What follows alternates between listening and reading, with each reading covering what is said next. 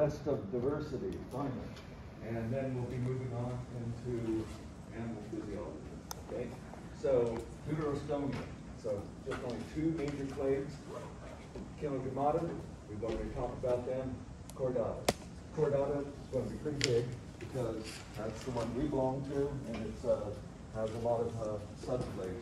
Already went over a lot of the apomorphies here, namely that they have not a cord, so it's sort of a skeletal support on the dorsal side, made of cartilage, and the dorsal hollow nerve cord doesn't work.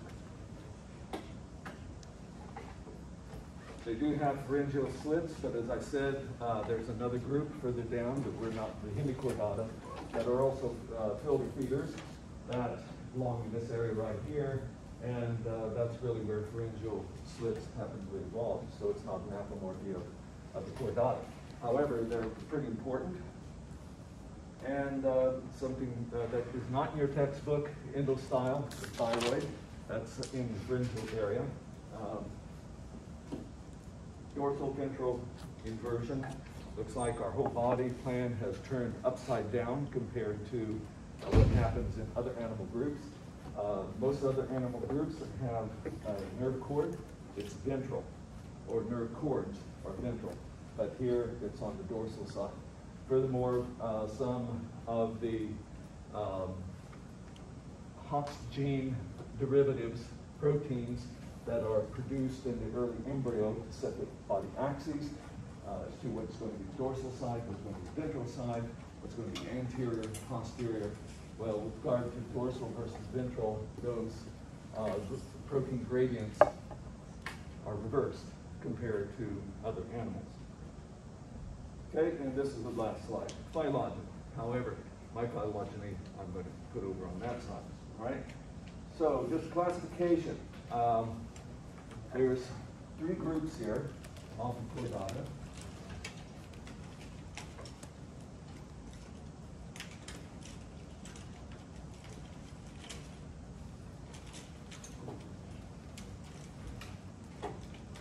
Cephalochordata, Ural chordata, and something called craniata. All right? So I'm putting it here as a tritony, okay? In actuality, however, the cephalochordates are the more basic in the phylogeny, and the ural chordates are more closely related to the craniates. Okay, so, but I'm not going to make those types of distinctions. We'll just go ahead and put it like that. All right, so these cephalochordata, they're commonly called lancets. They're not very big, all of them marine, but they probably resemble the ancestral chordate. They resemble some of the fossils that we do have from back in the Cambrian. They're segmented bodies. Okay, so segmentation has come up once again. I'm not counting it as an apomorphic. Okay, it's not an apomorphy. So the muscles are segmented, and they have a well-developed pharynx, and they're filter feeders. So they're usually no more than 3 centimeters long or so. And there's about, I think, worldwide, maybe about 90 species of this group. They usually burrow themselves down into the sand, and they take it around the mouth. There are cilia, which they beat to move in water. Water moves in through the mouth and then out through the gill slits.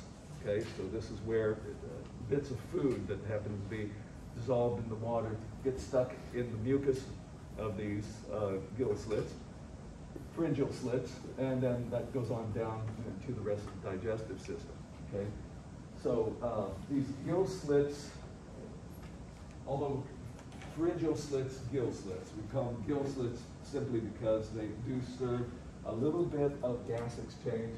However, these are small enough that most of the gas exchange just takes place across the surface of the body, through the skin. So these are mostly for filter feeding. Okay, and having said that, I'm not going to pay any more attention to them. I just want you to know that they are there. Now, the urochordates, they're called tunicates. They're also called sea squirts, right? They appear to be highly derived, although DNA evidence puts them as a sister group to the craniates. Nonetheless, the adults don't resemble chordates at all. All of the chordate apomorphies, synapomorphies, derived characters, are found only in the larvae, okay? And in some cases, the larvae do not exist for very long. After they have hatched out of the egg, they may exist only for a few minutes in some species. Then they're swimming around, so even the larvae appear to be highly derived. And furthermore, the body plan of this group has become very simplified, okay? So they still have notochord, and of course a post-anal tail. All those characteristics of chordates are mostly found, as I said, in larvae. Once these things swim around, they'll find a place to rest, to a substrate, okay, rock or something, because they will undergo a drastic metamorphosis. Okay, a drastic metamorphosis will completely change their body form. They are sessile, okay? Sessile means attached, not moving, so they don't move around. And their whole body just changes. They lose the notochord, they lose most of their nervous system, and they become more like a plant, okay, in many ways. But they're filled with feathers, and they secrete a the epidermis will secrete a collagenous structure that is called a tunic. This is where they get their name, tunicates. So it's a tunic, yes. You said they had no nerve cord, and what other thing they don't have?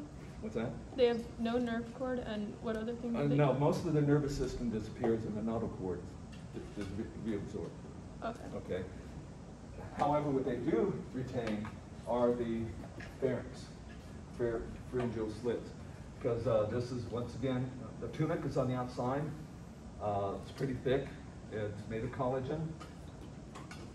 But this is secreted once they have reached adult form. Okay, they're not really growing beyond this. So there's no molting involved here. So they have an incurrent siphon up by the mouth, and so cilia, beating, that brings in the water, and of course that goes through the pharyngeal slits, and organic material is filtered out of the water.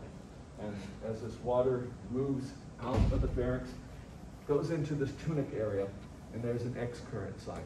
So the water is just moving in one direction. Any of the food that happens to be captured in this pharyngeal basket will eventually move into the intestine and stomach, digest, and then the anus will empty out right into the tunic area near the excurrent siphon, so that it is flushed out of the system. Okay, and all of these are marine. You don't find them anywhere else, and they're relatively small. All the rest of the chordates belong to the craniata, and these are more, their bodies are more advanced. For one thing, they have neural tissue up in the head. In fact, the reason they're called craniates is because they have a very distinct head. Tunicates don't have a real distinct head, nor does the cephalochordates, but very definitely we have a head here with sensory organs such as eyes. Tunicates don't have eyes, and so forth. Furthermore, there's a cluster of neurons here that defines a definitive brain. The other two groups don't really, especially the neurochordates, don't have much of a brain at all. And the cephalochordates, there's some neurons there at the anterior part of the body, but it's not a big definitive brain. But these have a brain, a large enlargement of neural tissue at the anterior end of the dorsal nerve cord, and it is surrounded in a skull, okay, which we call cranium. However, it's not bone, okay? So it's not covered with bone, but the protective cartilaginous box that goes around the brain, and that's where they get their name, craniates.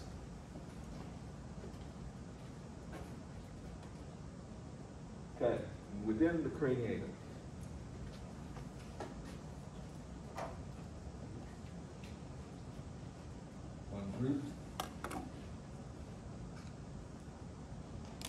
Vixini. These are called hagfish. They're all marine, but they're not very big animals, something like that. Although they do have eyes and nostrils that open in, allow water to move into the pharynx as well as the mouth. They still don't have a real definitive head, but they still have a cranium, all right? And these are sort of decay feeders. They don't have jaws. They're feeding off of dead fish and worms down in the sediment. When they're bothered, their skin will excrete a sort of scum, okay, a slime covering. And that slime covering, they can produce that slime real fast. They can produce something like a liter in 1 minute, okay? And this slime, if it's being attacked, then that slime gets into the gills and the mouth of whatever's trying to attack it. And it usually the predator has to get away because it doesn't get enough oxygen or even suffocates. So these are called hagfish. They don't have a vertebral column, okay?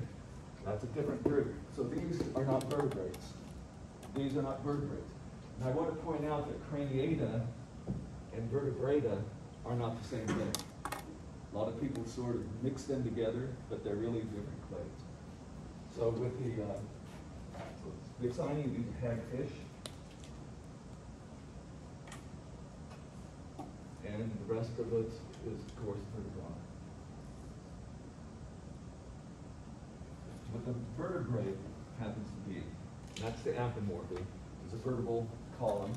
It's a cartilaginous, originally cartilaginous shield around, flexible shield around the spinal cord.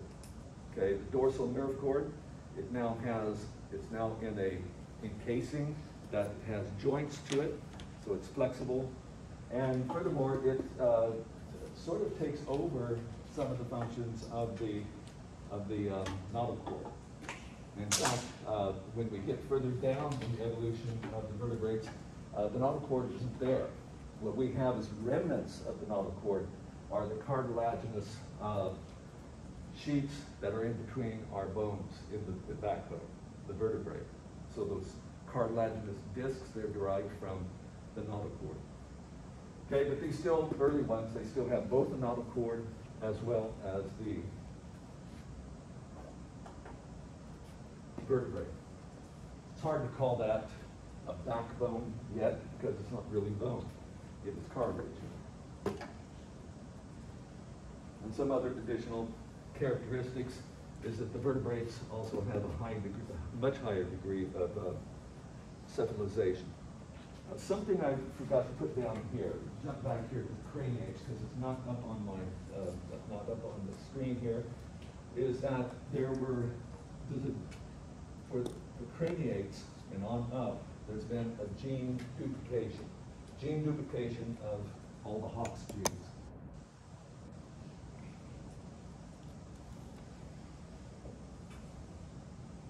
I've mentioned Hox genes before.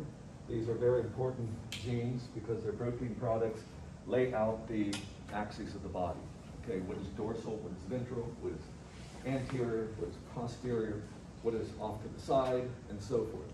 And so now this is not a genome duplication. It's not a genome duplication.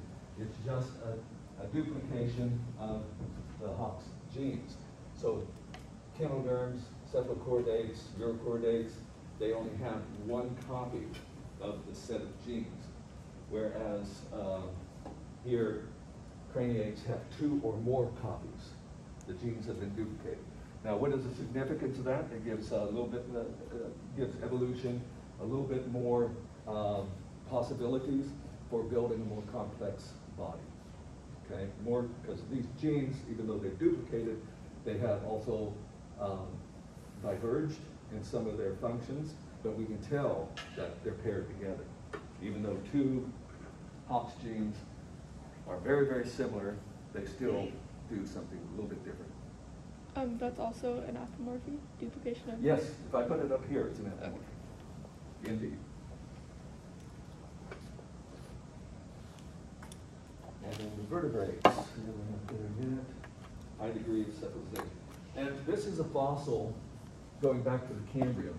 It was found in China, and it is the earliest form of a vertebrate that we know of.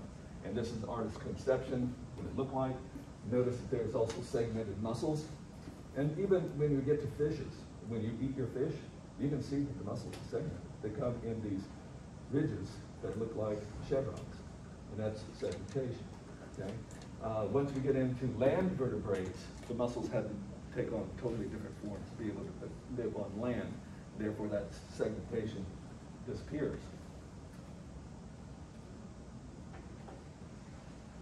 Okay, now this is a big word here, Petromyzontoidea, but you can just call them lampreys. Up here.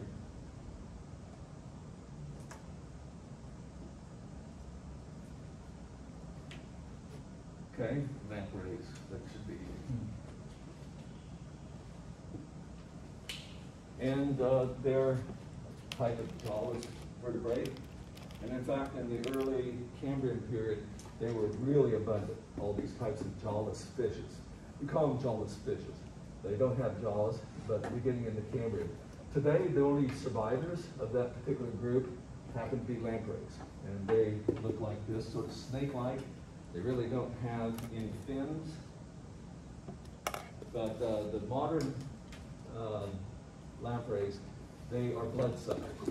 They're all predators on fish. And they have, although no jaws, they have all this rasping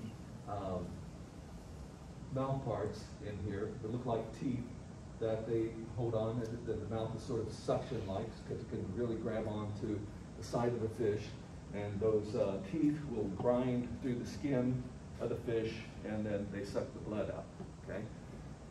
And there's several species of those. There's showing a lamprey that happens to be on a fish. They only have dorsal fins, that's all. The skeleton is, endoskeleton is becoming more complex. Okay, down here when we look at the hagfish, they don't have any skeleton. Okay, they just have a cranium. It is until you get up until the lampreys that you sort of have an axial skeleton. Not really any ribs or anything, but just the vertebral column. And some of these other extinct groups of fishes that back in the early Paleozoic, they also developed a lot of shielding on the head region that was very tough. But they still appear to have a cartilaginous skeleton. Have a circulatory system with a two-chambered heart. Two-chambered heart, two chambers of the heart, called atrium and ventricle.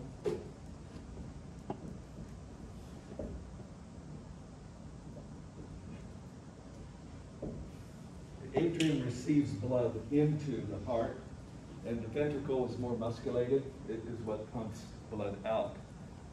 When we go down here to the Myxine, the hagfish, they have an open circulatory system. It's an open circulatory system, even though they have a heart, it still pumps. It's still, they have hemolymph. It's not all the blood or all that fluid, body fluid is not enclosed in arteries or veins. When we get up here, however, they are. Okay, so we have a complete circulatory system with these guys. And then the next clade here, you will see that the evolution of vertebrates has been very, very linear. As they become more and more adapted, more complex bodies, we moved on. And so this phylogeny is not going to have a lot of branches except for in this linear way. Now for schematic.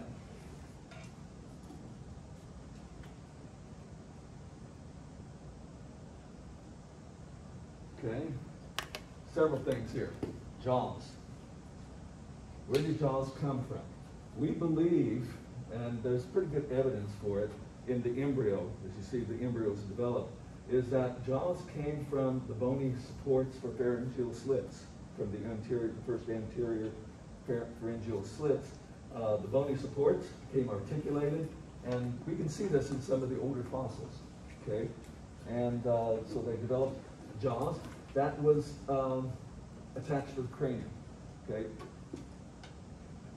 Earlier, these bony supports for the gills, because now we have gills, most of these pharyngeal slits are used as gills, not filter feeding, not anymore.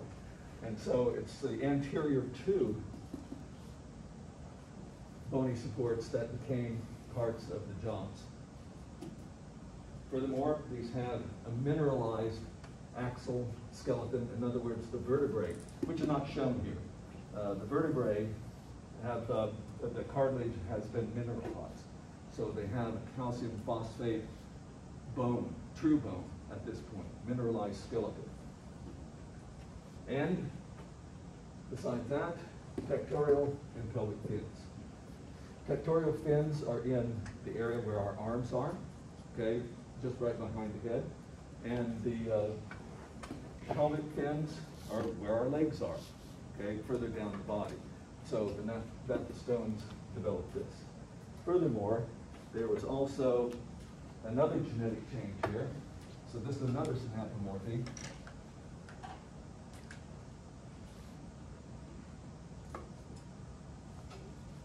Which also allowed for Gnathostomes to become more complicated animals, is that the whole genome appears to have been duplicated.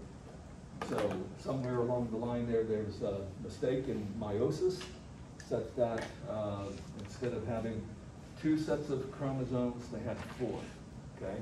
However, those have since so much diverged and many duplicated copies have been lost that we still regard modern Gnathostomes as being not tetraploid, but diploid, okay? Because the genes have diverged quite a bit. So all those happen to be apomorphies. I'm not going to write all these up there. You just have to get them in your notes, but these are extra ones that I wanted to add. Okay, so about 470 billion years ago, this is where the first Gnathostomes appeared in fossil records, so this is the early Paleozoic. And there's a whole stem group called placoderms. So those are down here. And we just call them stem group, because there's several different groups. None of them made it up to today. Most of them even didn't make it to the Permian. They disappeared, they were replaced by others. So this is one, a fossil of an early Gnathostome with jaws. And notice the scale. Okay, that there is ½ a meter, so this is a pretty big critter.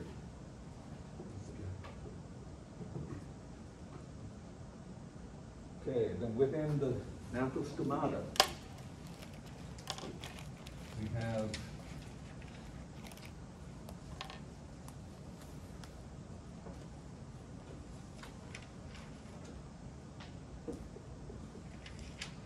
spell that right. Chondrichthyes. These are sharks and rays. These, this particular group, Chondrichthyes, they became very, very abundant primarily during the Mesozoic. And during the Cenozoic, their species richness has really dropped. We still have them around, okay? Sharks, and not all of them, sharks are predators. Some of them eat algae, okay? And some of them are very, very small sharks. You'll be dissecting a shark, a dogfish shark, when you come back from spring break.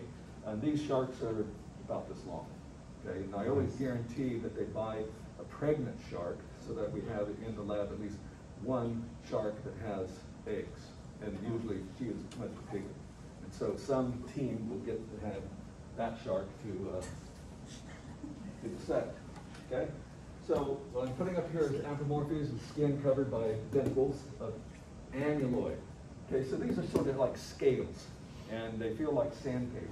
So when you come in with your shark, one of the things I'll have you do is to rub your hand along the skin of the shark, you know, because you can feel it's real rough, like sandpaper.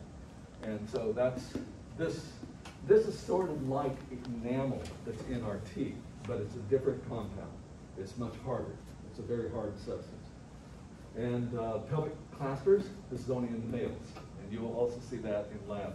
I don't have any figure of it up here, but it's right next to the pelvic fins, because many of the sharks engage in internal fertilization.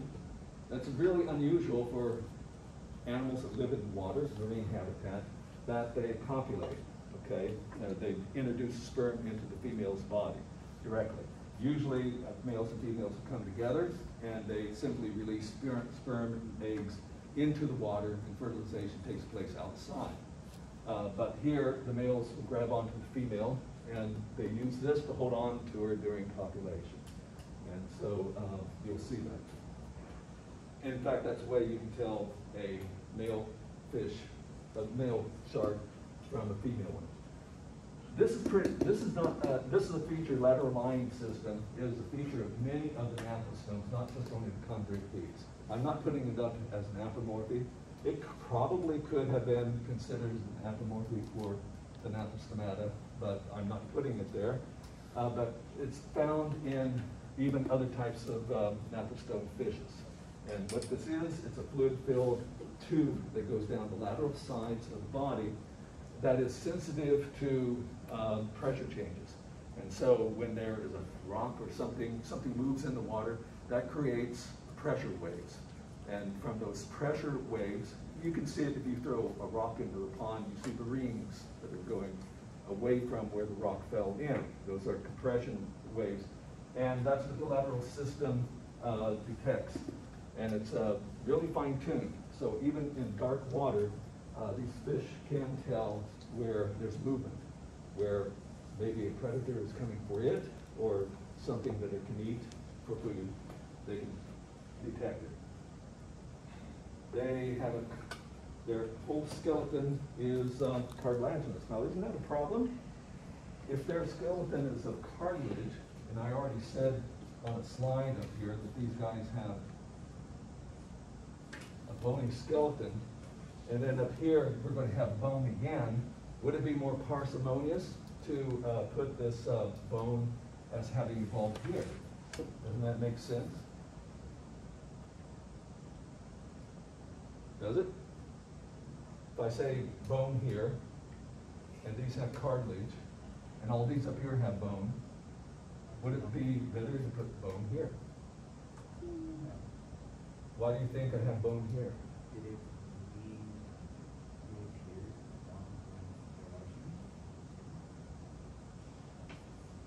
Okay, that stem group, Placoderms, they have bony skeletons. Okay, and they evolved before chondrichthyes. Okay, so really it's more parsimonious to put bone as arising here and having demineralized here. And we have some good evidence for that because we have fossil Paleozoic sharks that they do have some bony structures. And furthermore, even modern sharks still have some remnants. Certain species have remnants of bony structures. It's just that, so this is actually the loss of bone is synapomorphic for the chondrichthyes. Okay? Is that your question? Yeah. Yeah, it is, it's synapomorphic. Okay, so still have a two-chambered heart. So you can put 2 stars on here because I'm counting that. Actually, what you should say here instead of cartilaginous endoskeleton is that the endoskeleton is demineralized. Demineralization of the endoskeleton. 2-chambered heart, atrium, and ventricle. Now, when we get to talking about the circulatory system, I'm going to tell you that really they have 4 chambers. Usually when your textbook is talking about chambers of the heart, they're only referring to atrium and ventricles. However, many of these lower vertebrates have, and even not just only lower vertebrates, but also snakes, I believe they have them too, they will have 2 other types of chambers that mammals don't have, that are not atrium and ventricles. So when I'm using this word or phrase about how many chambers of the heart there are. I'm talking about how many atria and how many ventricles they have. Those are the chambers, because there's two others that we're not including. However, they are parts of the heart. In mammals, those two parts of the heart have been compressed into chambers of the atrium and the ventricles. And I'll bring that up a little bit later when we get into the circulatory system. So some of these, a lot of them are carnivores, and some of them have to be suspension feeders, where they're just taking algae out of the water, and that's what they're feeding on. Okay, so the rest of the vertebrata, beyond the sharks,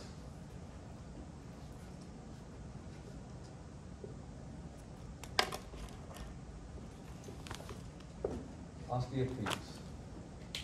That means, in Greek, bony fish, in contrast to chondrichthyes, which in Greek is derived from cartilaginous fish, okay? Now, one of the problems here is a lot of these words were invented a long time ago, before we really understood phylogeny and appreciated the phylogenetic classification. Because as you will see, we belong to the Osteichthyes. We are bony fish, even though we don't look like fish, all right? But still, the tetrapods and land vertebrates, they belong to this clade. And so sometimes the words we use for these clades they were invented in the past, and they don't have too much meaning except for as a name for a clade. They're not very descriptive anymore of what that clade happens to be. So this is the Osteichthyes, as the rest of the vertebrata. And of course, they have a bony endoskeleton, but as I pointed out, bone happened further down the tree, okay? But all the rest still have mineralized endoskeleton. Now, some fish happen to have something for buoyancy that's called a swim bladder. And Charles Darwin, he hypothesized that lungs were derived from swim bladders. However, a modern idea, mostly derived from embryology and from DNA sequences, have turned that upside down. It's actually that lungs are preceded swim bladders. And believe it or not, so that's what we have down here for the Osteichthyes, that they have lungs of some type. Lungs or derivatives of lungs, okay? Now, a lot of these are fish. They're in the water. They have gills, but one of the advantages of having lungs is that they can also supplement their oxygen supply from oxygen and air. And as you'll see a little bit later on, the oxygen supply in the marine habitat, if you're trying to just get oxygen from gills, oxygen gas concentrations in water is very, very low. And furthermore, it's dependent on temperature. As the temperature of the water goes up, the ability of the water to hold oxygen goes down. And so with global warming, that can lead to fish suffocating. Furthermore, as we're getting larger and more complex bodies evolving, they have a higher requirement for oxygen, okay? And so being able to supplement the oxygen supply from water by taking it out of the air is evolutionary advantage, you know, because oxygen is very higher concentration in air than it is in water by a long shot. Now, in this complicated evolution of the lungs, in some groups of bony fish, the lungs have evolved into swim bladders, and so they're not used. They're not used for oxygenating the blood. What they're used for is controlling the buoyancy, because if they stop swimming, they're subject to gravity and they would be pulled down. And in order to stay in the right place, they will put oxygen or some other gas into this swim bladder to give them keep them in the water column without sinking.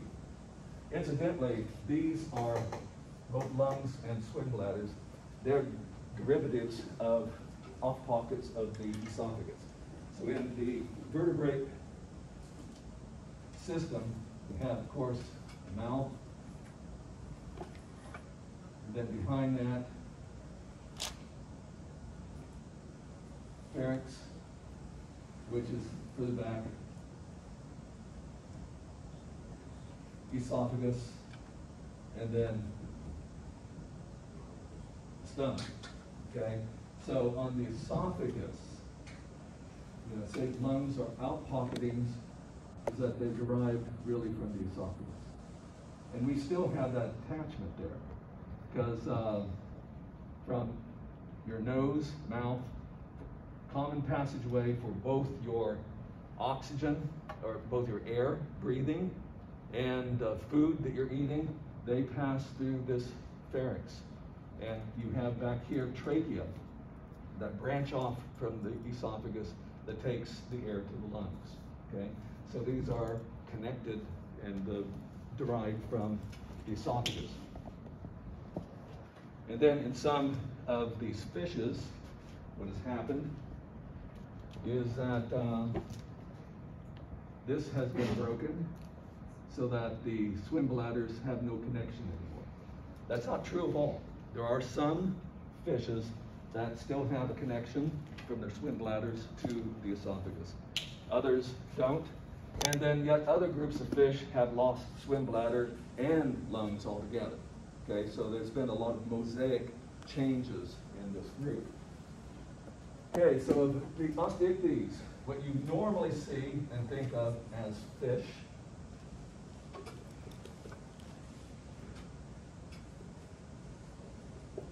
is the rayfin fishes, Actinopterygii.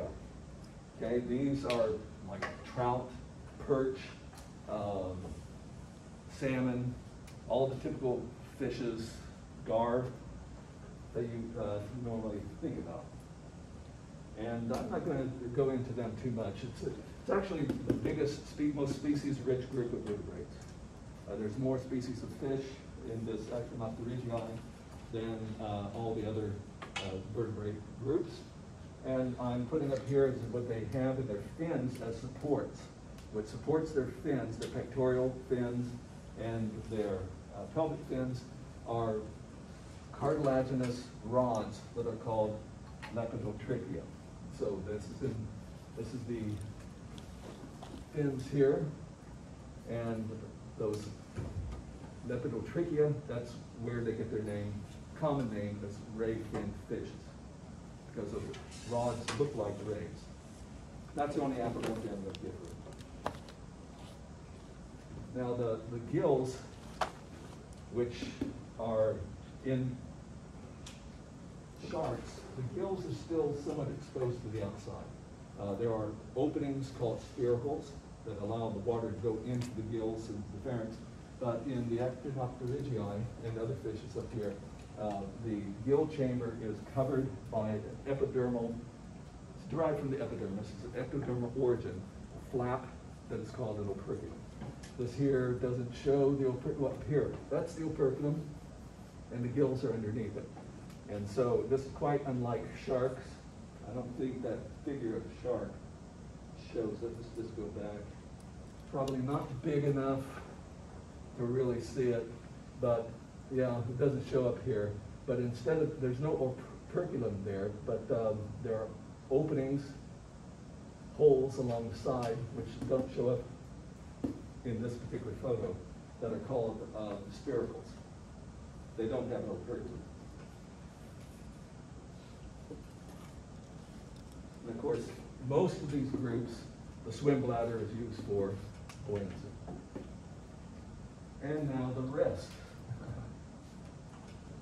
of the vertebrates.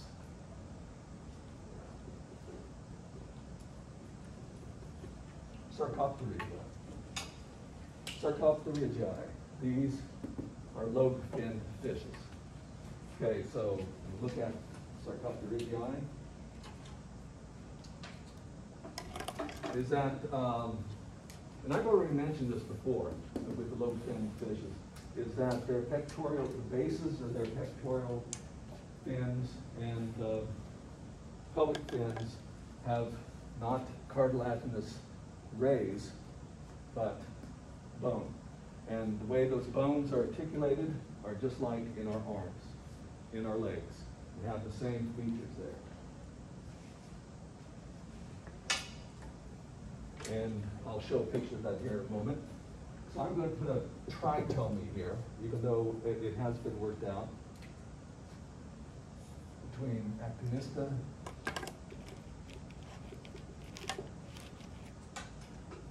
Dipnoi and Tetrobinoi. Running out of space. I'll probably move the phylogeny over there. Okay, these two groups are not very big, but they're still in their bony supports at the base of the fins. They have the same type of bone articulation that we have, okay, very much in our arms. And these were the precursors of legs. The Actinista, these are called coelacanths, and there's 2 species of these around today. This was a group that was thought to have gone extinct during the Mesozoic. It belonged to a large group. In fact, it was not called Actinista. I don't know why they would change the name, but they were referred to in older textbooks as Crossopterygian fishes. And they were very, very abundant, but they disappeared before the Mesozoic went on. And so that was a group of fish that we thought was extinct, but then somewhere around, I think it was somewhere around 1952 or maybe a little bit earlier than that, a fisherman in Indonesia caught one of these things. And being able to see the bony supports here have verified, of course, that that group of Crossopterygian fishes still are around. We just only have 2 species of them.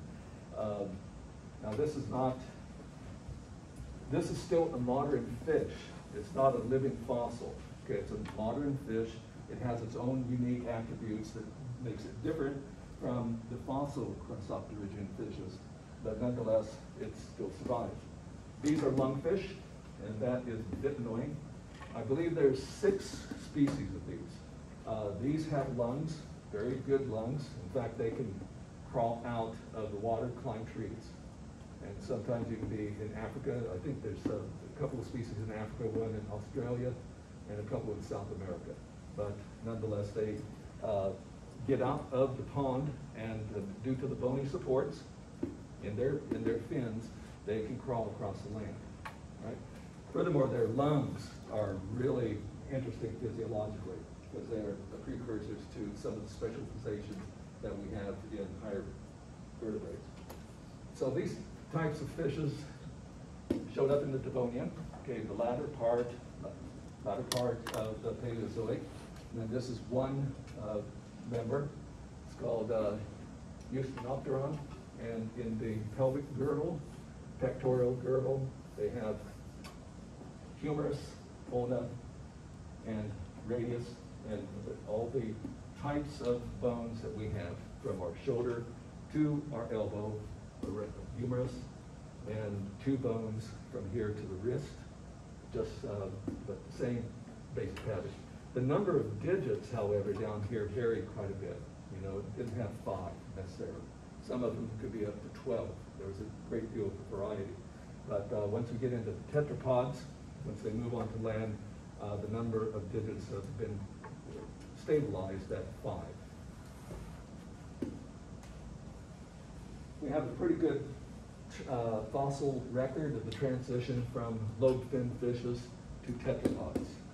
The earliest Paleozoic, late Paleozoic tetrapods on land, they look in the skull, types of bones there, it's hardly different from the late Devonian lobe-finned fishes. Some of the things in tetrapods, these still Sarcopterygians, but they have made the transition to land. And this also happened somewhere in the Devonian. So instead of fins, they have 2 pairs of legs. I'm putting that as an anthropomorphy. But the legs, once again, this is an early amphibian, Ichthyostega, and in the legs of the Ichthyostega, they look very much like this particular fish here, lobefin fish. But there's other changes here too. Besides, the pelvis is fused to the backbone. That's not the case for the, even in the lobefin fishes, that's not the case for the pelvic girdle. It's separate from the backbone. But in order to support the weight of the animal on land, you needed that support, okay? So that was an evolution that happened here. And of course, they breathe by means of lungs. Now, amphibians, the first group that I'm going to put up here on the tetrapods, they still have a dual lifestyle. They live in the water as young, and they go through a metamorphic change to become living on land. And so their young still breathe by means of gills. But the adults have lungs, and these lungs are much more efficient than the fish type of lungs. Another apomorphy is that they have a definitive neck. There's a joint there. Now in fish, even Eusthenopteron that I showed you before, there is no neck, and therefore no flexibility of being able to move the head up and down and back and forth. And also the shoulder is fused to the backbone as well. These are all for supports on land. I already mentioned this fish here, Tiktaalik, earlier in the semester. It is also a transitional form because it very obviously could have probably walked on land, but it had fins, and very definitely had fins. It didn't have a neck, but it had some other features in the head, which is a little bit technical that I'm not going to go into right now, that sort of tie it as intermediate between the lobefin fish of the late Paleozoic and the early tetrapods. Okay, I'm going to move, if I can get over here.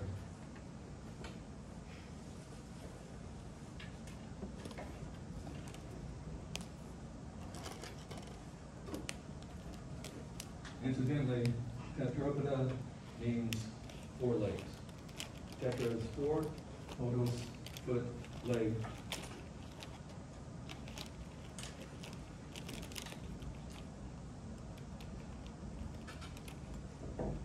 The earliest tetrapods were physiologically and anatomically very much like amphibians. But the living amphibians that we have today are just a remnant of what there once was. Okay, because the amphibians were really plentiful in the Devonian, and these are highly derived, even though they retain some physiology, sort of primitive, plesiomorphic types of physiology. They still are pretty derived. So the only thing I'm going to put up here that marks all of these frogs and salamanders, the amphibians, as a monophyletic group is pedicellate teeth, and it's just a type of tooth that really doesn't have roots, but it keeps growing all the time. And even as it's worn down, they'll keep growing and pushing it up. I'm also going to put here as an apomorphy is that inside of the ear, they have an extra bone. And that bone is called an auricular operculum. And they seem to be unique in having that. The adults, of course, these guys are not firmly adapted to terrestrial life. Even though they've moved onto the land, they're still very much tied to moist habitats. For one thing, they supplement their oxygen supply with their skin.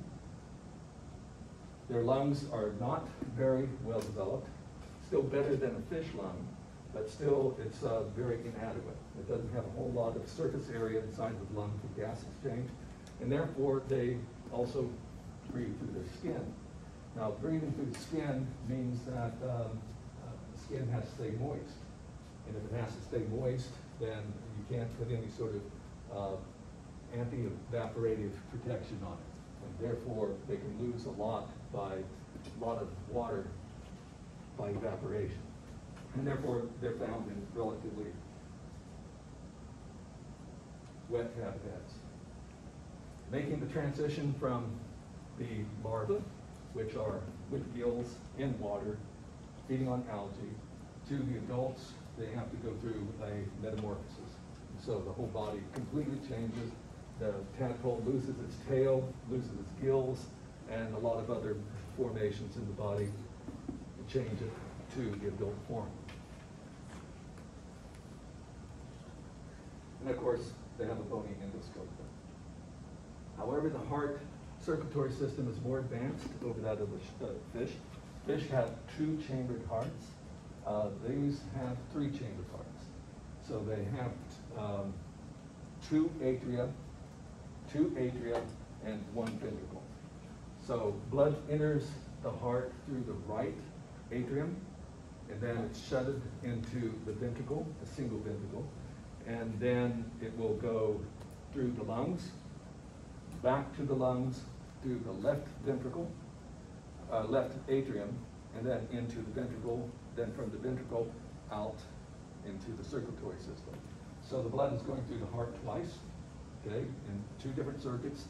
One circuit that is going throughout the body to the heart, and the other circuit from the heart to the lungs and back to the heart.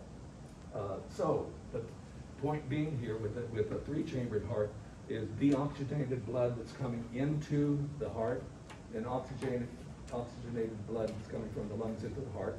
They can mix, okay? So it's not as efficient as what types of hearts we have. Okay, next big clade. Continuing over here.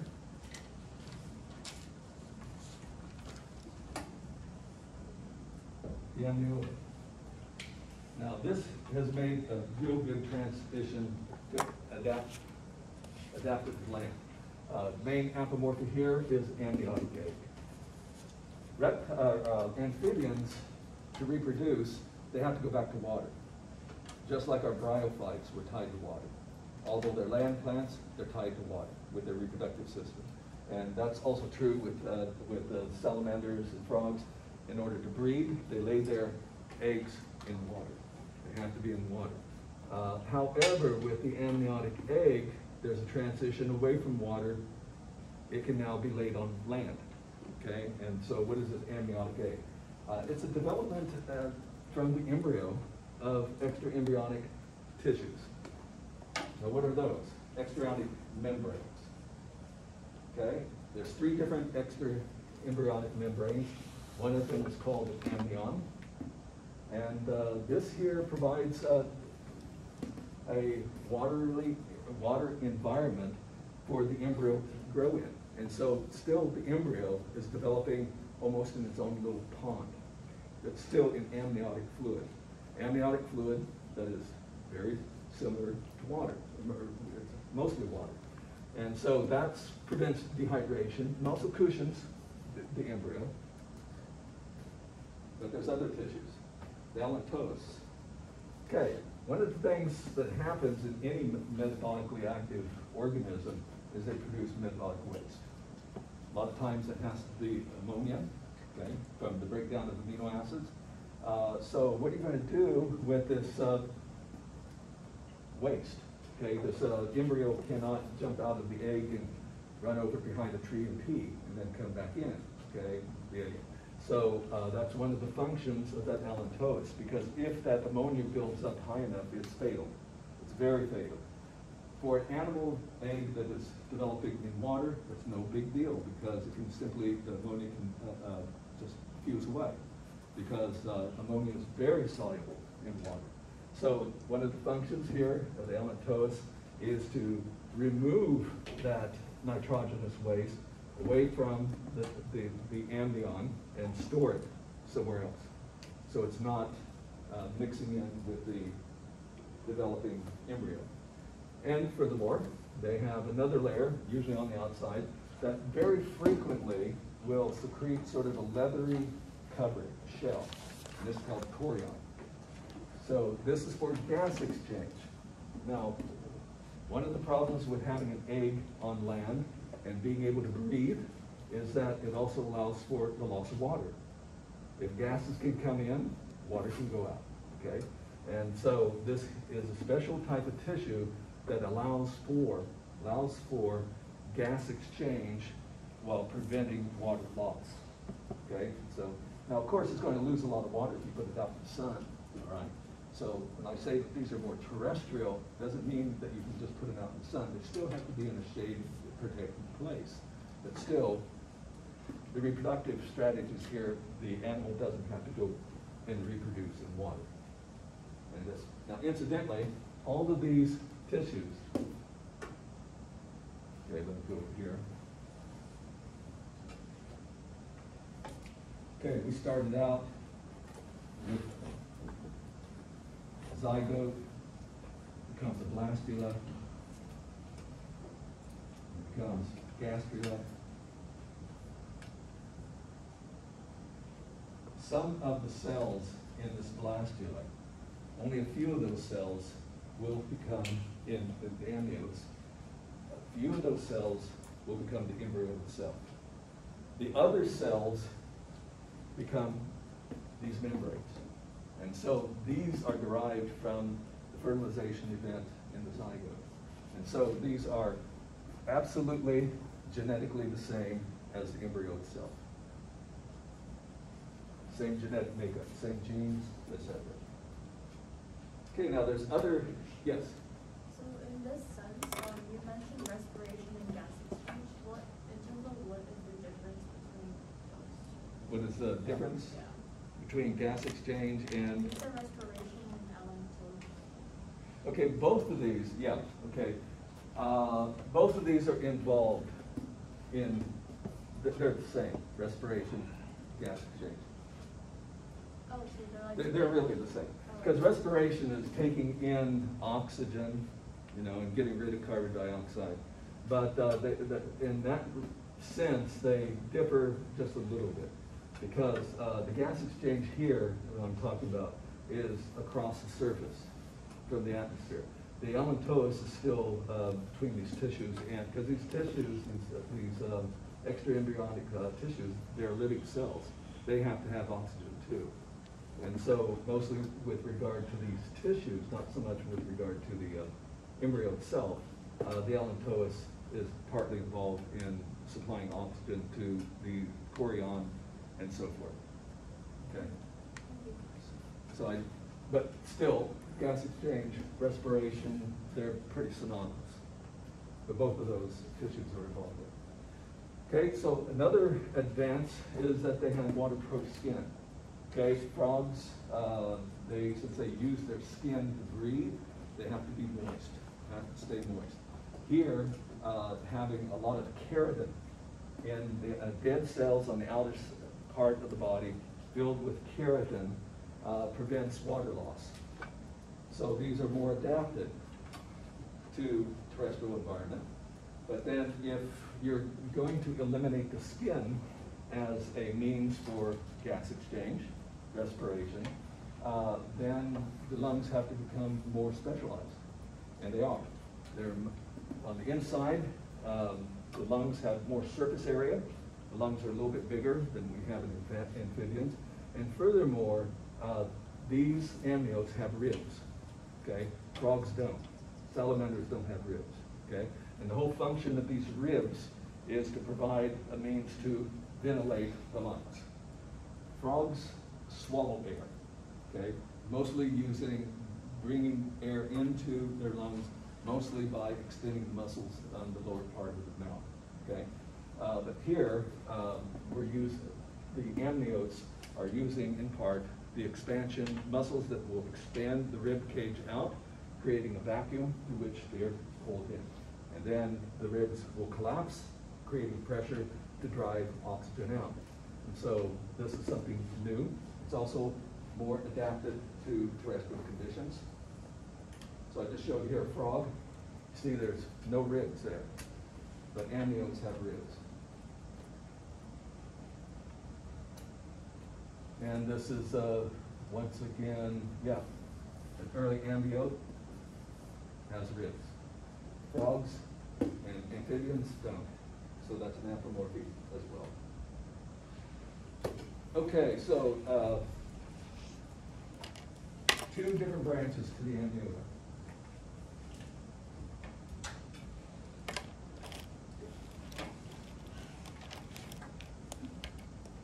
In fact, I'm going to put it somewhere else this second here. Synapsida and Sauropsida. Okay, just a second here. I'm going to move this around. I don't want synapsids up there. Put the synapsids down here.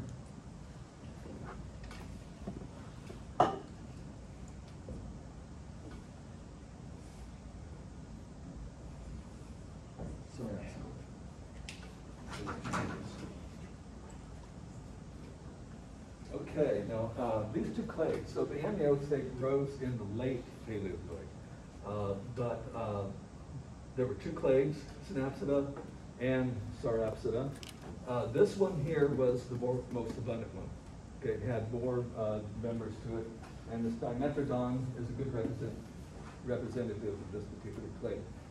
In the Permian, they were much more abundant. Exactly what the sale was for, it's hard to really know. What do you think it might have been for? Balance? What? The thing on top, right? Yeah, the sale. What do you think it's for?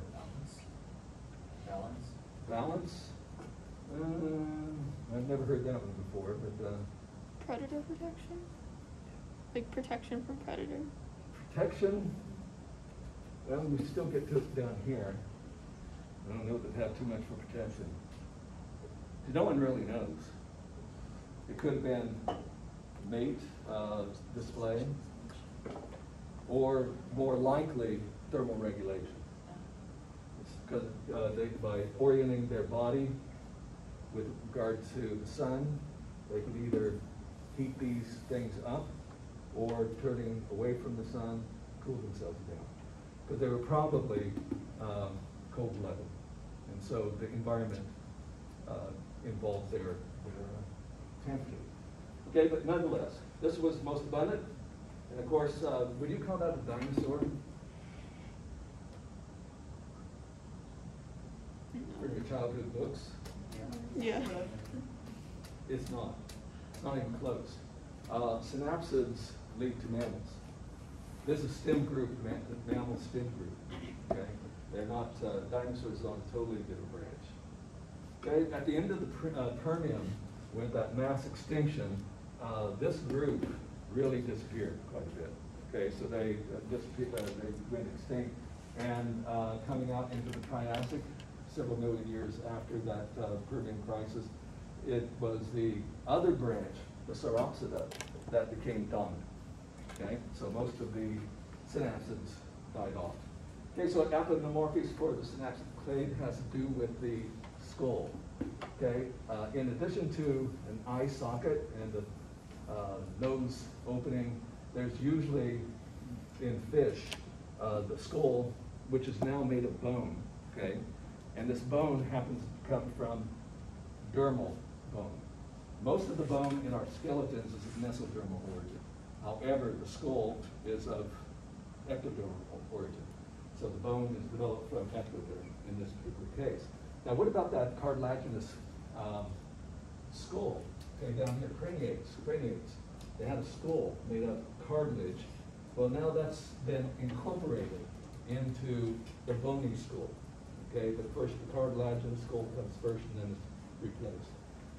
There's few remnants of that, but nonetheless, there's openings that are called fenestra, and these are probably for muscle attachment, because they provided another space here for muscles that operate the jaws to have attachments to. And so the region of the head here on the side is called the temporal zones. Okay, parietals further back, occipital further back, but temporal is very close to the ears. And so there's opening here, and so they have just one temporal fenestra compared to what we'll see a little bit later on. This is more like a fish, an amphibian skull. There are no fenestra.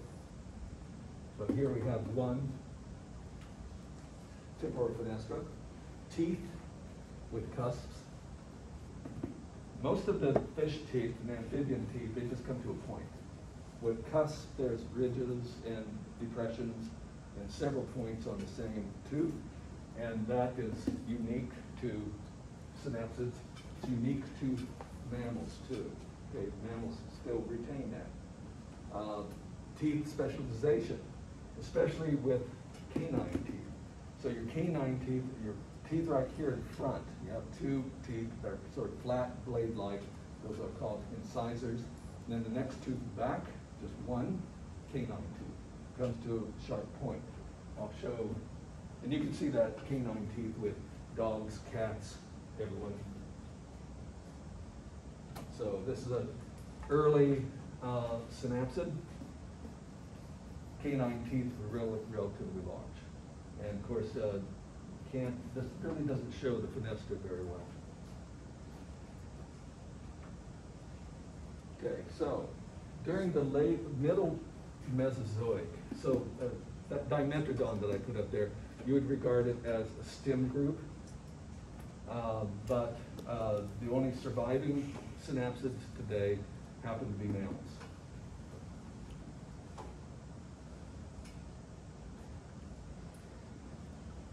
The other clade. So I'm going to go down, before I go to anything about the mammals, let's jump to the other clade here.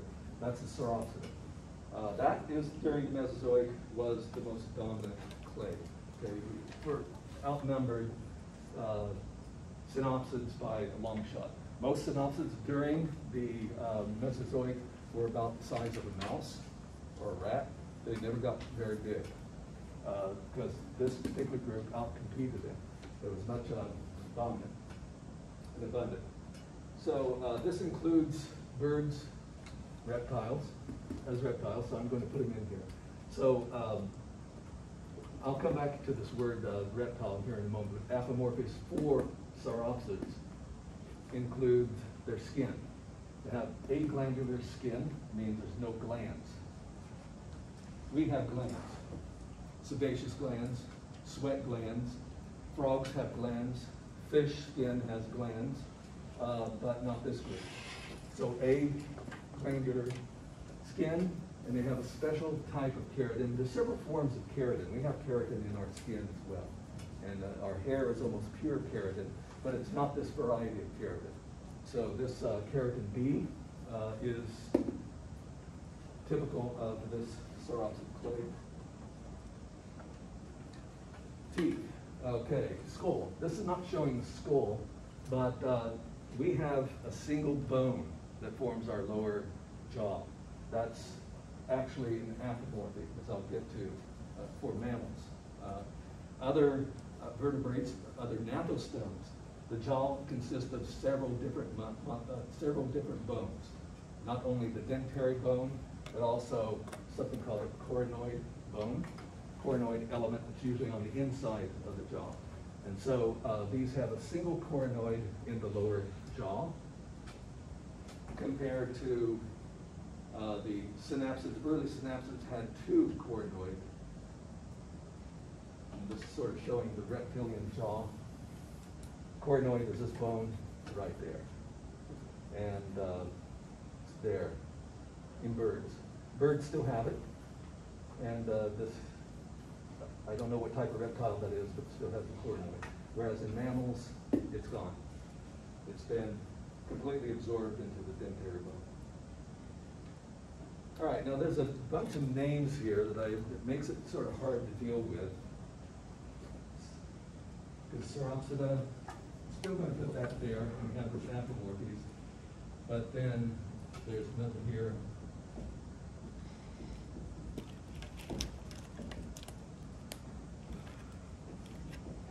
For this class, I'm going to put these two words together. Diapsida is the same as reptilia.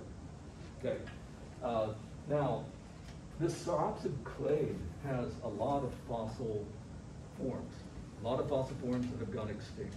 And therefore, these three names, Sauropsida, Diapsida, Reptilia, they would be referred to the same animals that we have living today, the crown group Reptilia. However, if we put in certain fossils, then there's a separation between what we're calling reptiles and Diapsida, and also between Sarapsida. And I'm still going to make a distinction here between Sarapsida and Reptilia, but you can use either word, Diapsida or Reptilia, for this group. I'm collapsing it. And this is where the word comes from, is because if they have two temporal fenestra, okay, instead of one. So this is a major distinction here. Early Sarapsids had no fenestra, okay? The fenestra shows up here in the Diapsida or Reptilia. But it has been, modern groups, the skull has changed quite a bit. In some cases, it has, those fenestra have completely disappeared. So the crown group of Diapsida. So Diapsida would involve crown group Reptilia plus stem group, okay? But since we're not looking at these fossils that separate the stem group from the crown group, we're collapsing it together, okay? And this, of course, includes all living reptiles, including birds. I put birds in with Reptilia.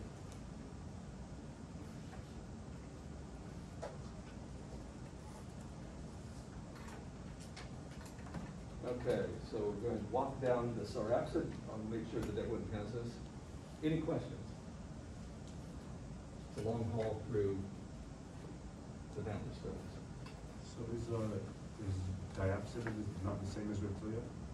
Well, the Diapsida is actually crown group Reptilia plus stem group. Okay. But since we're not looking at any of these fossils down here, I'm just going to put them together. You can use either word, Reptilia or Diapsida. And this is the book's phylogeny, Reptilia, and so forth. But I'm going to look at not all of these, just some of them. Okay. Now, without the birds, this group that was traditionally called Reptilia is paraphyletic. Because birds are dinosaurs. They came out of Dinosauria. And so we're putting the birds back in there, and therefore, when we say Reptilia, we're referring to birds. Still, since birds are highly specialized, that's a lot of times biologists like to make a distinction between birds and other reptiles. And so what you'll commonly find in textbooks and in articles when they want to separate the birds and talk about the other reptiles is they'll say non-avian reptiles.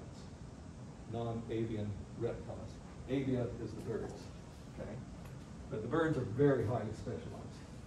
Okay, so we have two clades here, Lepidosauria and Archibosauria.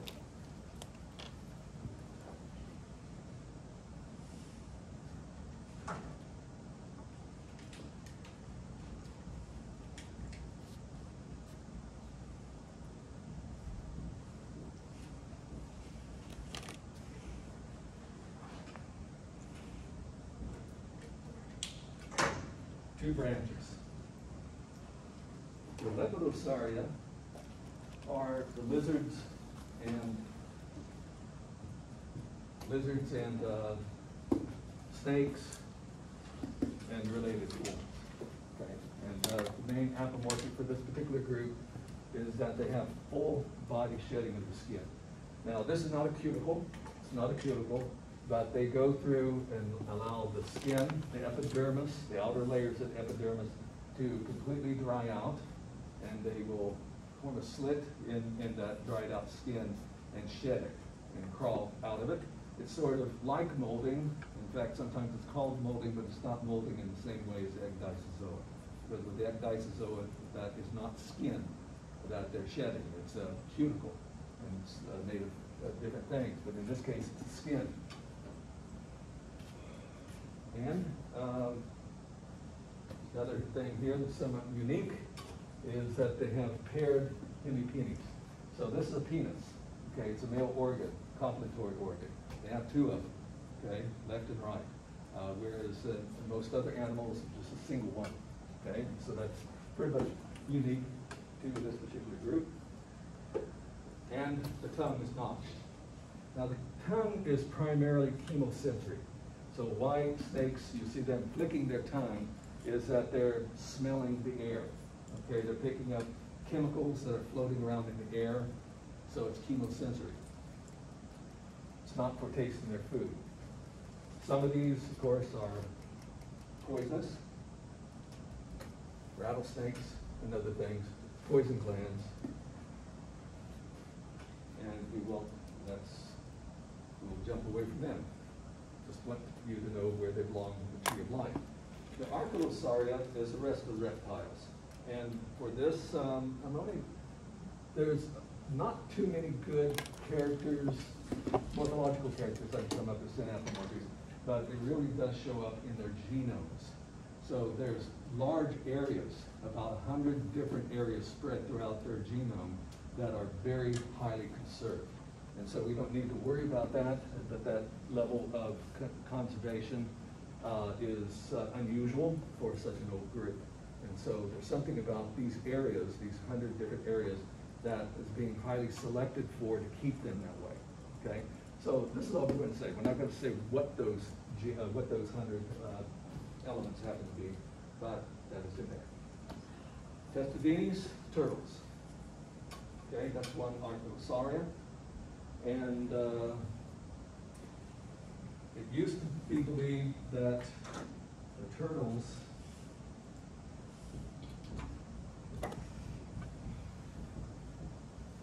Testudines, that they were at the base of the Sauropsid tree. The reason for that is because their skull is anapsid. Anapsid means that it doesn't have any fenestrine. Anapsid skulls is what you find in amphibians and in fish. They have no fenestrine, okay? And these turtles don't have it either. So that's why it was believed that they were before the Diapsida. Okay, they were basal sauropsids without those openings in the skull, temporal. But with DNA evidence is putting these further up in the tree. And so the interpretation here has to be that they have secondarily lost the fenestrine. And so I'm going to put that there as apomorphy. But another apomorphy is that they have the shell. Okay, it's called, the under part of it's called a plastron, upper part is called a carapace, but it is a bone. It is bone, and it is derived from the ribs. The ribs are on the outside. And in fact, the ribs are in a very, very strange place. And so that carapace is derived from ribs. And furthermore, most of our ribs happen to be coming from the dorsal side of the backbone, but these, like the shoulder blades, are inside. And so it's a strange arrangement. How they ever evolved like that, we don't know. But nonetheless, this is the head, skull. There's no fenestra there, and that's called anapsid. Anapsid skull.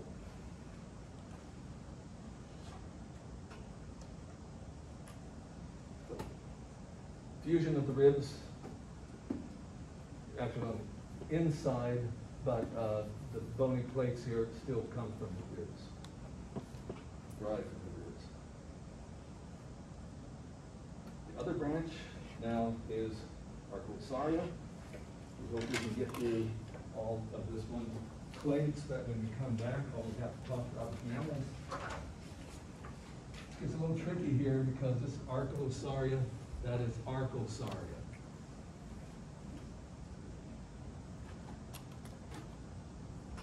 This has that EL in there, and that's the only difference. Archelosauria and Arcosauria. This crocodiles, dinosaurs, and birds. Apomorphy is that they have teeth set in sockets. So the teeth, there's a special structure there in the jaw called a socket, and the teeth are inside of that. That's unlike ours. Ours have roots, okay, that go into the bone. And that's one apomorphy for this group. and four-chambered heart. Okay, now, and this is an apomorphy, okay, because all the other reptiles have a three-chambered heart, two atria, one ventricle. But here, the heart is completely divided into a right side and a left side that has two atria, two ventricles. Now, in the synapsids, when we get to mammals, we also have a four-chambered heart. But it is convergent evolution. Four-chambered heart evolved here.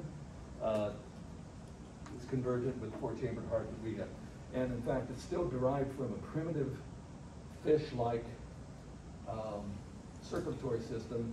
When we get to talking about circulatory system, I'll go through that to show that we can tell the difference between four-chambered heart in a archosaur or archosaur compared to a mammal. We can tell that it's convergent. They have something called mandibular fenestra. That's in the jaw. Okay. Notice here, of course, the jaw is not made of a single bone. The biggest bone there is called the dentary, but there's other, the articulate and some other bone, coronoid in there. But they have another opening into that bone called mandibular fenestra.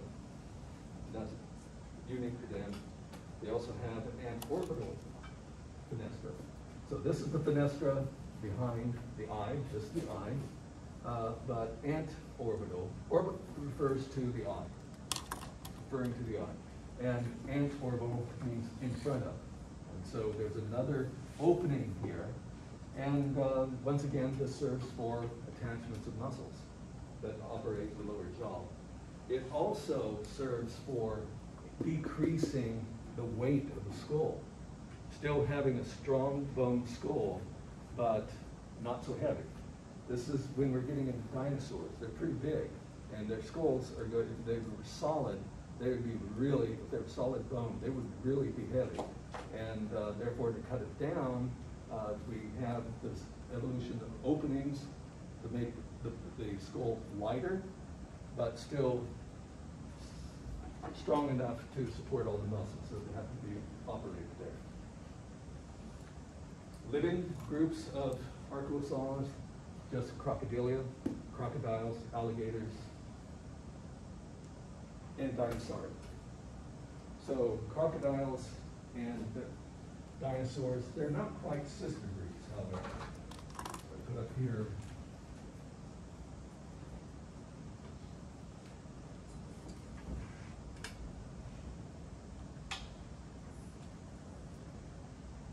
Probably the sister group, I'll put it right here.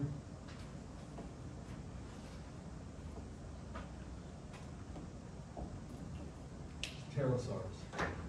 Okay, so pterosaurs, you probably know one genus of them that's pretty abundant in your childhood reading about dinosaurs is pterodactyls. Okay, but these are called pterosaurs. These are not dinosaurs. They're probably the sister group. Of course, they're extinct now. But of living archosaurs, the crocodiles are closest. Okay. I'm not giving any apomorphies for the crocodile. I just want you to know that crocodiles belong there. But in the Dinosauria, what is an apomorphy is that their limbs, their legs, are oriented directly below the body. Okay. When you look at all these other reptiles, the legs come off at the side. And so they sort of sprawl. When you see a lizard walking, they sort of sprawl to the side. But with dinosaurs, their legs are straight below the body to support the weight much better.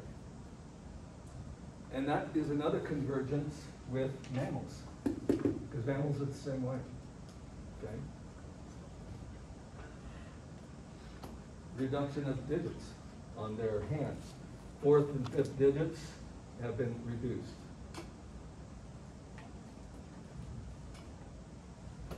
So that's dinosaur forehand, and those digits have been reduced.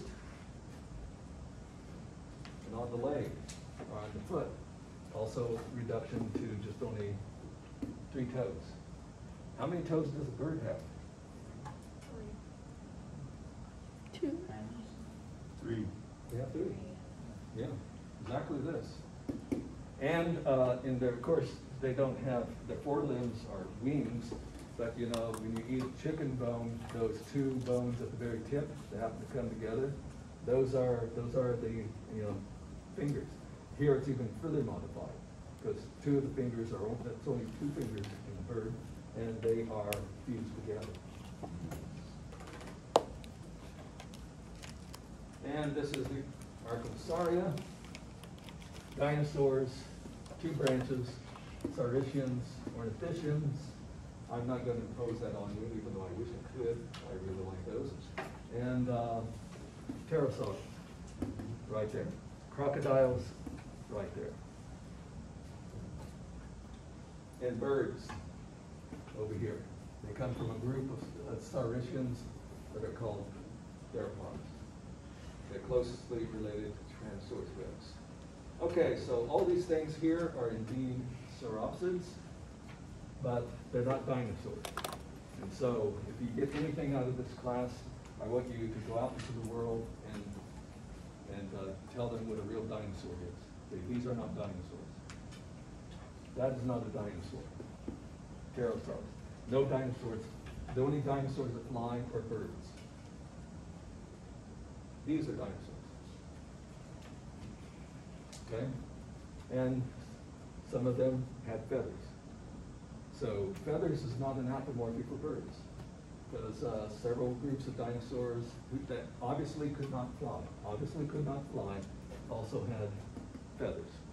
They have the imprints. Tyrannosaurus rex, in fact, when there's one fossil that has a skin imprint of Tyrannosaurus rex, and it has not really feathers, but sort of feather precursors. They're little things that come out of the skin, and they're almost like the downy type of feather that you find in baby birds. And so even they seem to have had that. And the last group, which I'll go through real fast. Birds. And I'll just put this up, okay? So, a Mesozoic bird, I've already talked about, Archaeopteryx. It still retains some reptilian types of features that modern birds do not have, namely, but these are the apomorphies. Honeycombed bird, honeycombed bones. Their bones are not solid.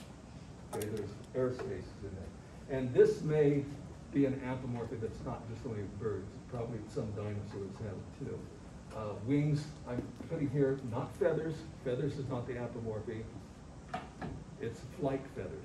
There are special types of feathers that are on the wings. Okay? Lungs with air sacs. We'll talk when we get into respiration. We'll look at those. Those are somewhat special, and no external penis. Okay, it's internal. Okay? Now, all this has everything to do with winged flight. Honeycomb bones make it light. You don't want a heavy, heavy bird. It won't fly. It takes too much energy. Flight feathers, you obviously have to have those. These air sacs make their lungs the most efficient lungs we have on Earth. And when we get into respiration, we'll talk about it, how bird lungs are so much more efficient than ours. And no external penis, well, you need to be streamlined. You don't want flying and have a bunch of air drag, all right? So, and there's other characteristics, but these are connected with, and I'll just put those up and let that go. Endothermic, they maintain a constant body temperature, whereas all other reptiles are ectothermic. Okay? And you have to have good vision. Birds have very good vision. Because when flying around from branch to branch, you have to be able to see where you go. Yes? Is that like an apomorphy, or is it just a consequence? You have enough apomorphies. Okay. You know, so I'm just putting there as characteristics. There's other things that have good vision too, okay? But these are the things that are somewhat unique to this group. And so I just want to give you just a list of apomorphies. I don't want to name every single one. Yes? What does homoeothermic mean? What's that? Homoeothermic? What is Okay, it? homeothermic. There's two sets of words for how animals maintain their body temperatures. This is endothermic, ectothermic. That's mostly referring to what is the source of body temperature.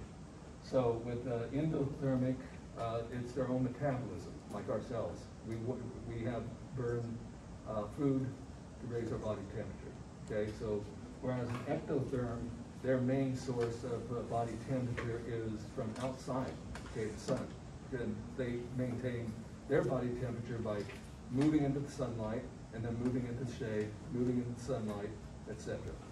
So, but still the same set of terms, homeothermic, poikilothermic, almost parallels these two words.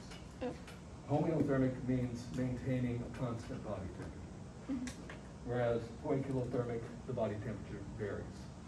Now, these two terms and the animals they include are not completely parallel, okay, because there are poikilotherms that are endotherms too, okay?